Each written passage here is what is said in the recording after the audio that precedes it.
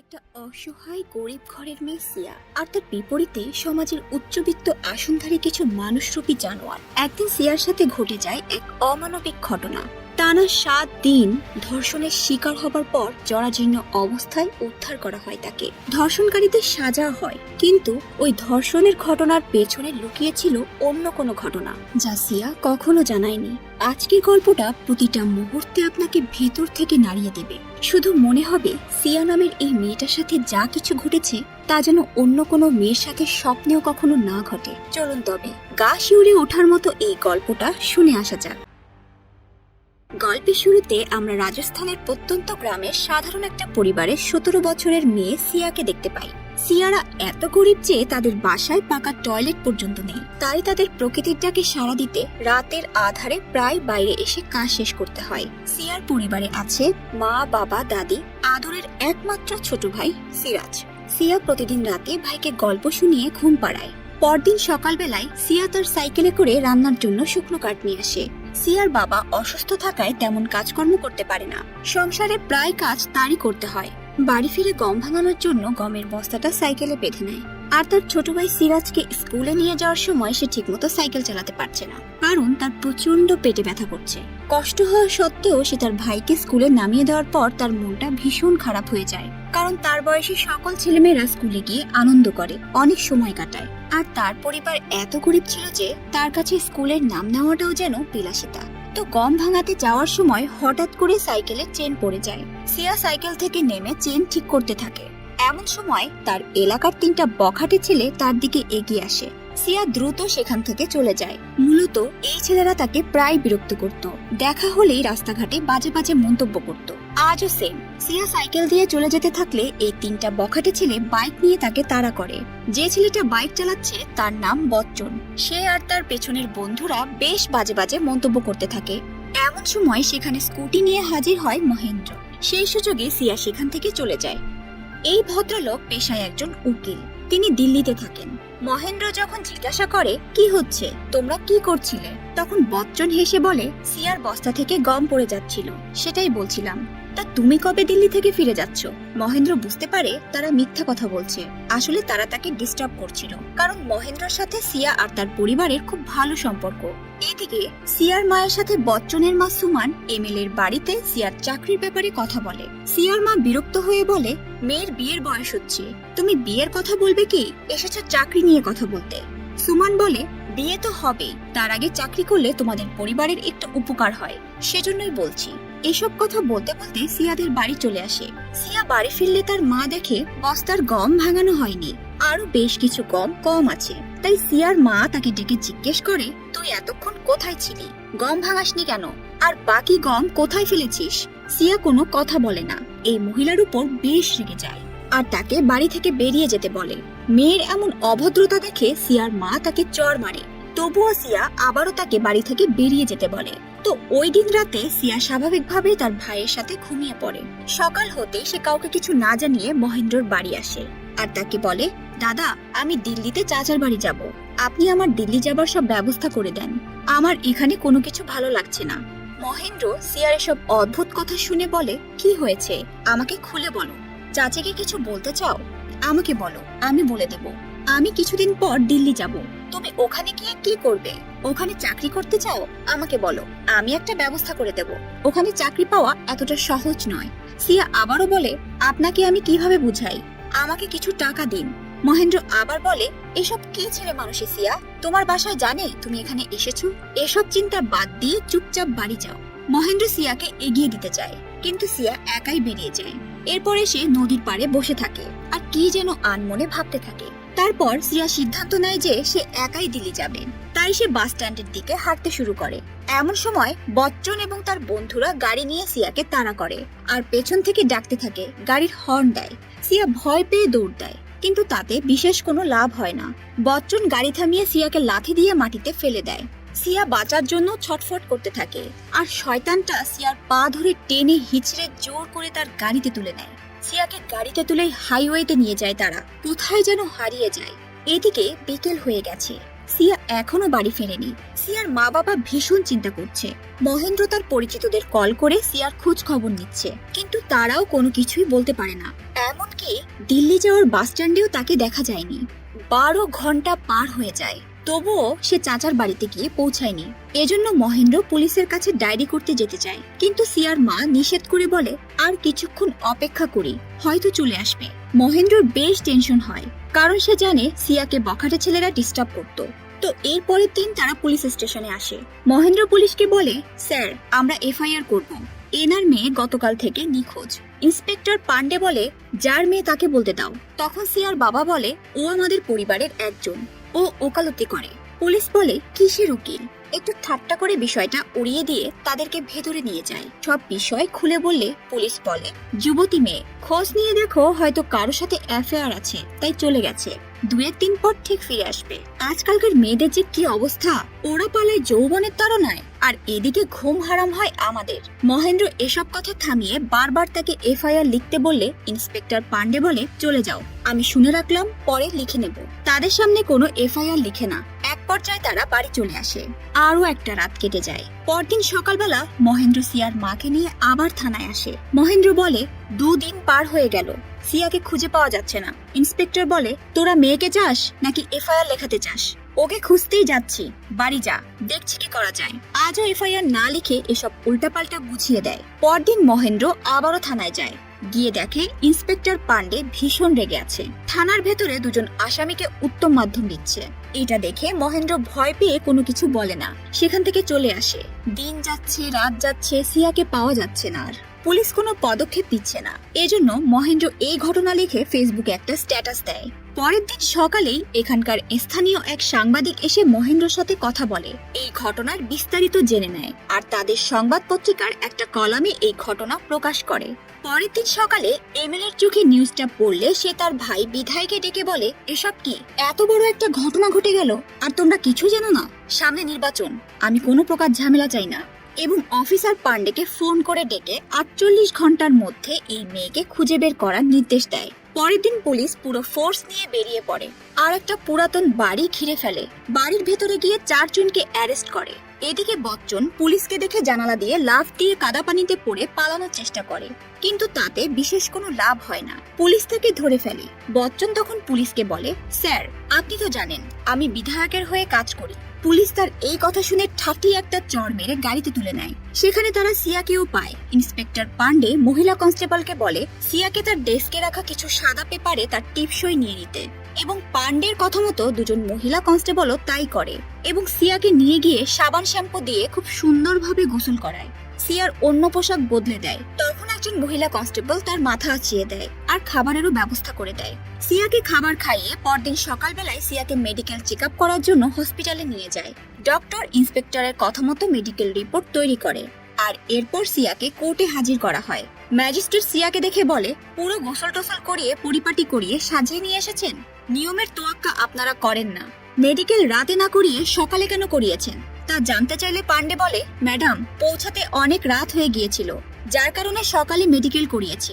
Magistrate আবারও বলে, কখন উদ্ধার করেছেন, সেখানে কয়দিন ছিল? অফিসার পান্ডে এগুলোর কোনো কিছুই ঠিকঠাক উত্তর দিতে পারে না। তখনই ম্যাজিস্ট্রেট বুঝতে পারে ইনভেস্টিগেট ভালোভাবে হয়নি, কোথাও কোনো ঘাপলা আছে, তাই সিয়াকে সামনে হাজির করতে বলে। এরপর ম্যাজিস্ট্রেট সিয়াকে বলে, তুমি কিছু খেয়েছো, স্টেটমেন্ট দিতে পারবে? সিয়া বেশ কিছুক্ষণ চুপচাপ করে বসে থাকে। তারপর বলে, 9 ফেব্রুয়ারি দিল্লি যাওয়ার জন্য বাস স্ট্যান্ডে যাচ্ছিলাম, তখন বচ্চনরা আমাকে জোর করে গাড়িতে তুলে নেয়। গাড়িতে তুলে নিয়ে আমাকে প্রচন্ড মারধর করে, আমার জামা কাপড় খুলে নেয়, আর তারপর আমি আর কিছুই জানি না, অজ্ঞান হয়ে যাই। জ্ঞান ফিরলেই দেখতে পাই কোনো একটা ঘরে আমার 2 হাত শিকল দিয়ে বেঁধে উলঙ্গ করে রেখে দিয়েছে। আমি ব্যথায় অনেক চিৎকার চেঁচামেচি করতে থাকি, হাতে শিকল খোলার চেষ্টা করি কিন্তু পারি না। ওদের কাছে অনেক আকুতি মিনতি করি আমাকে ছেড়ে দেওয়ার জন্য, কিন্তু ওরা আমাকে ছাড়ে না। 3 দিন পর্যন্ত ওরা আমাকে কিছু খেতে দেয় না। ওরা 5 জন মিলে প্রতিদিন নেশা করে আর এসে পালাক্রমে আমাকে ধর্ষণ করত, খারাপ খারাপ ভিডিও দেখাতো, আমার উপর অনেক অত্যাচার করেছে। আমি সবাইকে চিনি না, কখনো দেখিও নি। এভাবেই 1 সপ্তাহ পর্যন্ত এমন ভাবে চলেছে। ওরা আমাকে মেরে ফেলার হুমকি দিত, আমার ভাইকে মেরে ফেলার হুমকি দিত। আমার মনে হতো আমি আর বাঁচবো না। সিয়ার এসব কথা শুনে ম্যাজিস্ট্রেট ভীষণ অবাক হয়ে যায়। মানুষ কতটা নরপশু হলে এমন হিংস্র হতে পারে। সিয়া আবারও বলে, ওরা আমাকে বেঁধে রাখতো, ওই ঘরেই আমি বাথরুম করতাম। ওদের ভেতর থেকে একটা ছেলে এসে সেটা পরিষ্কার করে ফেলতো। মাঝে মাঝে আমি প্রস্রাব করতে গেলে শুধু রক্ত বের হতো। সিয়ার মুখে এমন নির্মম অত্যাচারের কথা শুনে ম্যাজিস্ট্রেট সহ মহিলা কনস্টেবলদেরও গলা শুকিয়ে যায়। সিয়া কান্নায় ভেঙে পড়ে আর ম্যাজিস্ট্রেটের কাছে অনুরোধ করে আমাকে আমার বাবা মার কাছে ফিরিয়ে দেন। তো এরপর ম্যাজিস্ট্রেট আসামিদের থানায় রেখে ইনভেস্টিগেট করার নির্দেশনা দেন আর সিয়াকে তার বাড়ির মানুষের কাছে ফিরিয়ে দেয়। সিয়া তার বাড়ির সবাইকে দেখে জড়িয়ে কান্না করতে থাকে। সবাই তাকে স্বাভাবিক জীবনে ফেরাতে চাইলেও সে কোনোভাবেই আর স্বাভাবিক হতে পারে না। তার মুখ থেকে হাসি নামের বস্তুটাই পুরোপুরি উঠে গেছে।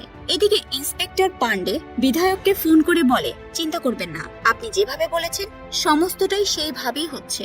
অন্যদিকে মহেন্দ্র দিল্লি ফিরে এসে তার কাজে ব্যস্ত হয়ে গেছে। তো যাই হোক, একদিন সিয়া রাতে তার মাকে বলে, আমার এখন কোনো কিছুই ভালো লাগে না, আমি চাচির কাছে দিল্লি যেতে চাই। পরদিন সকালে তার চাচার সাথে দিল্লি আসার সময় গাড়িতে তার গ্রামের ভাইয়ের সাথে কিছু হাসি খুশি মজার দিনগুলোর কথা মনে পড়তে থাকে। তার চাচার বাড়িতে এসে চাচিকে বলে, চাচি আমি তোমার সাথে এখানে থাকতে এসেছি।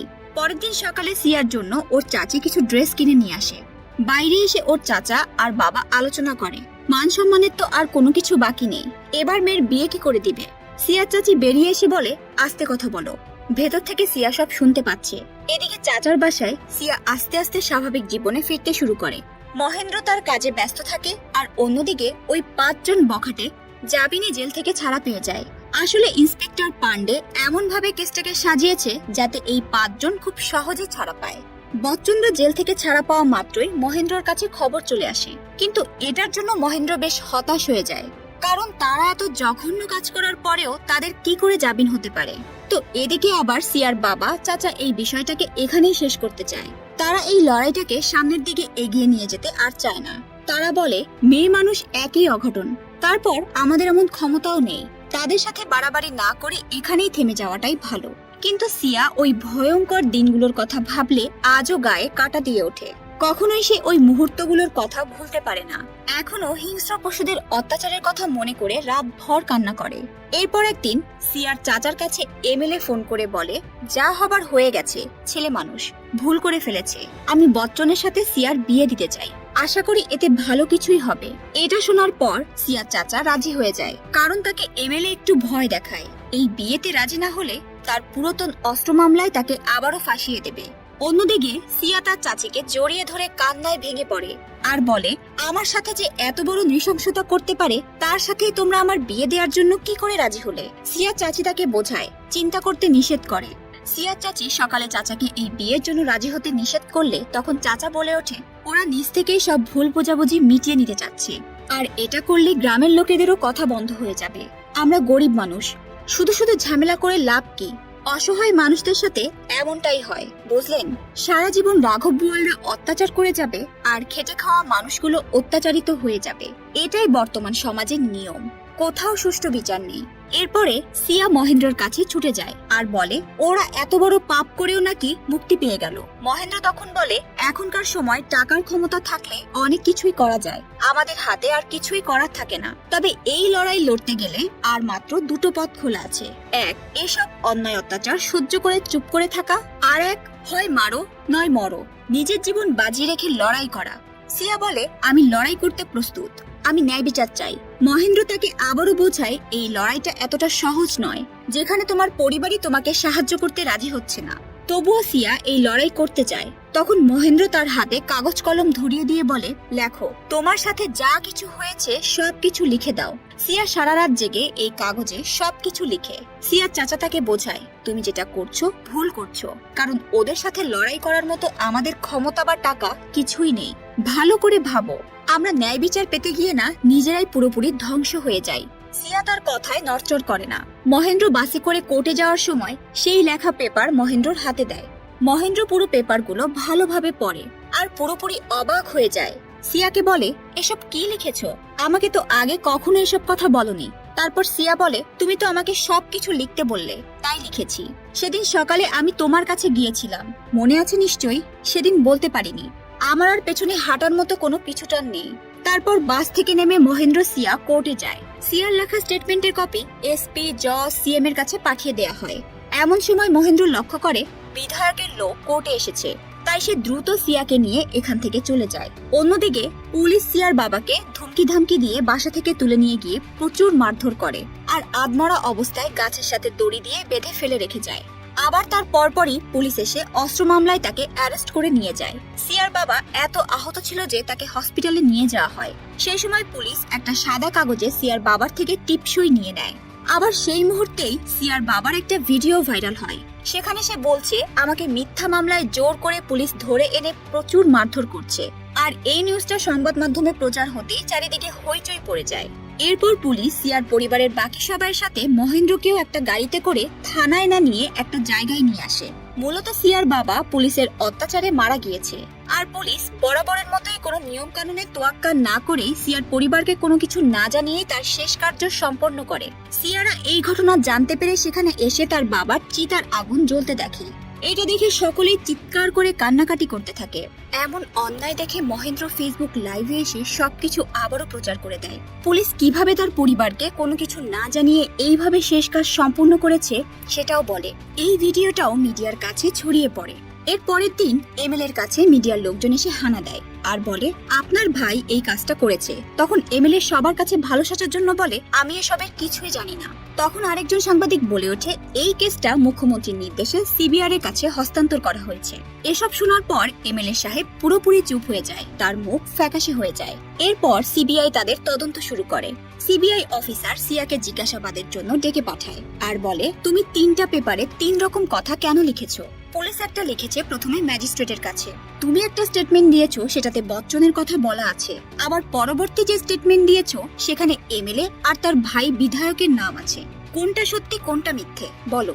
ঘটনাটি বুঝিয়ে বলি। সেদিন নতুন যে স্টেটমেন্ট লিখে বাসের ভেতরে মহেন্দ্রকে দিয়েছিল আর মহেন্দ্র অবাক হয়ে গিয়েছিল, এই কথা আগে কখনো মহেন্দ্রকে বলেনি। সেই স্টেটমেন্টেই লেখা আছে এমএলএ ও তার ভাই বিধায়কের কথা। সিয়া ভয় পেয়ে সিবিআই এর কোনো প্রশ্নের উত্তর না দিয়ে দৌড়ে এসে বাইরে তার মাকে জড়িয়ে ধরে কান্না শুরু করে। তখন মহেন্দ্র বাকি সবাইকে বুঝিয়ে আবারও তাকে ভেতরে পাঠায়। এবার সিয়ার মাও ভেতরে এসে বসেছে যাতে সে সাহস পায়। এদিকে ইন্সপেক্টর পান্ডের টিমকে সাসপেন্ড করে রাখা হয়। এরপর সিয়া সিবিআই এর সকল প্রশ্নের উত্তর দেয়। বলে, ফেব্রুয়ারি 4 তারিখ রাত 9টায় এমএলএ চাকরি দেওয়ার কথা বলে আমাকে তার বাড়িতে ডেকে নেয়। বচ্চনের মা সুমান আমাকে এমএলএ রুমে পাঠায়। আমি জিজ্ঞাসা করেছিলাম আমাকে এত রাতে কেন ডেকেছে। তখন সুমান বলে, এমএলএ দিনে ব্যস্ত থাকে তাই রাতে তোকে আসতে বলেছে। আর চিন্তা করিস না, চাকরির একটা ব্যবস্থা হয়ে যাবে।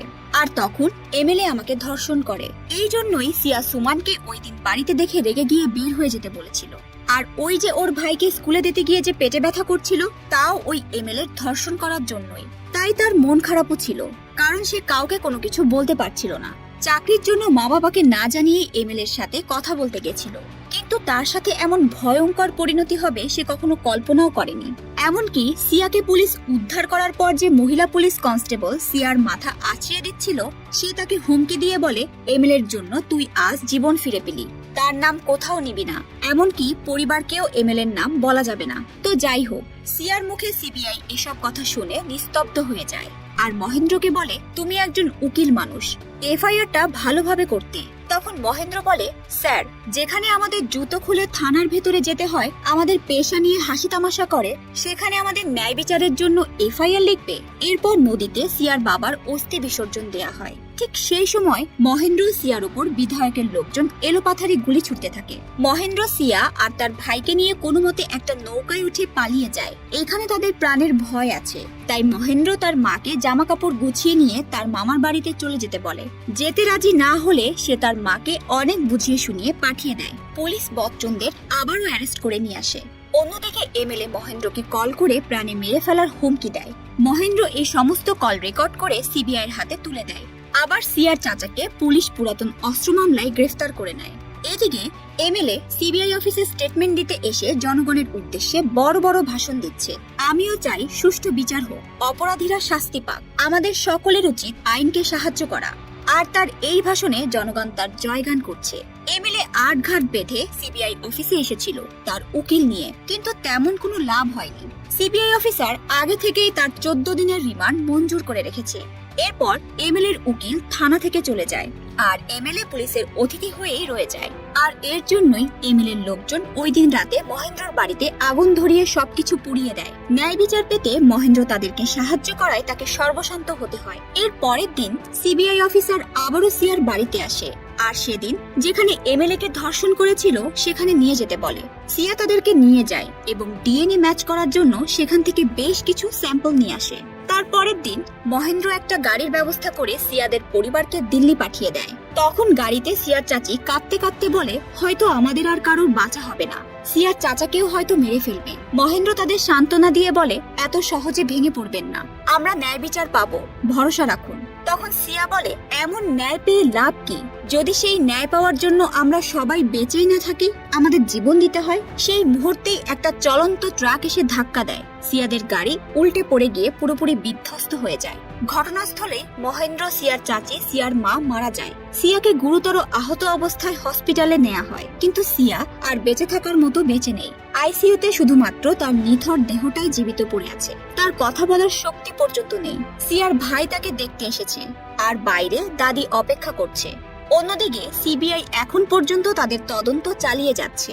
নিজের জন্য ন্যায় বিচার চাওয়াটাই তার জীবনের কাল হয়ে দাঁড়ায়। আজকে আপনাদের গল্পটা কেমন লেগেছে অবশ্যই কমেন্ট বক্সে জানাবেন, আর যাকে তাকে বিশ্বাস করবেন না। তো আবারও ফিরবো নতুন কোনো মুভির এক্সপ্লেনেশন নিয়ে। ততক্ষণ পর্যন্ত ভালো থাকবেন। আল্লাহ হাফেজ।